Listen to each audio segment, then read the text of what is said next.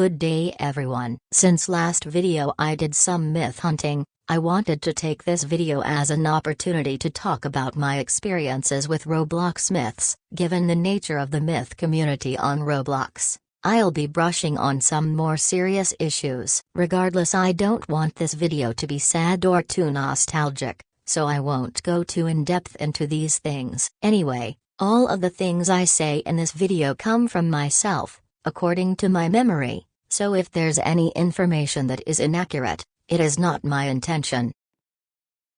When I was 12 years old, I watched Flamingo's myth videos. I remember watching one specific Chuck Lloyd video and being so interested I began to walk around this game reading the myth database with rigor. The myth database that this game features is incomplete, and it has been for years. Regardless, it's not getting updated now. I had joined the Roblox Myths group, which was one of two big Roblox myth groups, with the other one being Robloxian Myth Hunters. I did join that one, but because the roleplay element in Roblox Myths, I became more interested in that than Robloxian Myth Hunters. See, Roblox Myths acted as a bit of a gateway for me. Since the group had many divisions you could join, I joined the security division, or attempted to. I wasn't good enough at shooting, so I began to practice. I also wanted to join a secretary division which existed, and even a medical division. I wanted to join a secretary division. The rule was that you could join a primary, secondary, and even tertiary division, with different subgroups falling under these three categories. Security guard would be my primary division, secretary my secondary, and if I had the time, I could join the medical division as well. I never got that far though. If I remember correctly, I only ever joined the security and secretary divisions. I did make a friend, I can't remember her name now, but we were both interested in myths, but I remember I wasn't very good at keeping contact with her. Eventually we stopped talking because I did stop participating in Roblox's myths, for a while, anyway. See, I had lost interest in Roblox myths for a while, but the following year one began to become a bit more interested again. However, instead of role-playing, I instead focused on myth hunting specifically. I made another friend, though I'm not friends with them anymore either. I remember one day she texted me on the Roblox chat feature, saying that the Lloyd Residence game was closed and that a bunch of myths were gathered inside the game.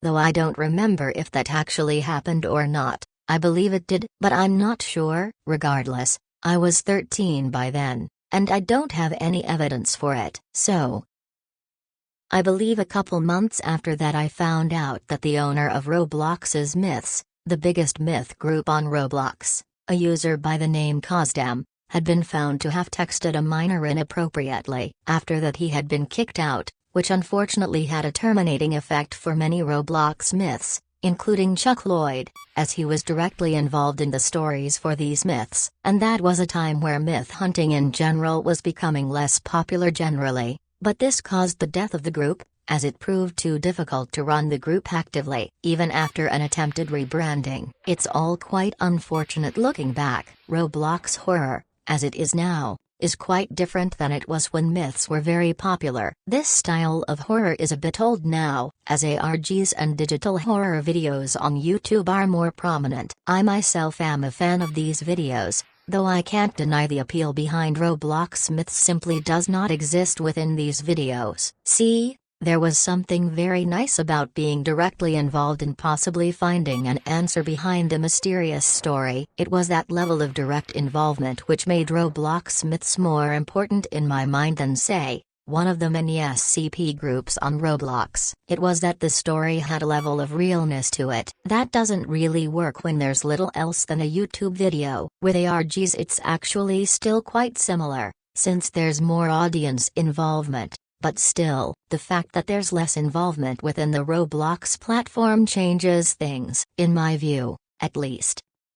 That change I refer to isn't necessarily a negative one, as I recognize that in closing off the audience, the creators of these horrors are allowed more control over what the audience gets to see. Regardless, I think that by involving the game aspect of Roblox less, there's a certain level of group investment which is lost in favor of investment in the story itself. This isn't a bad thing, but it does mean that something is lost, is all.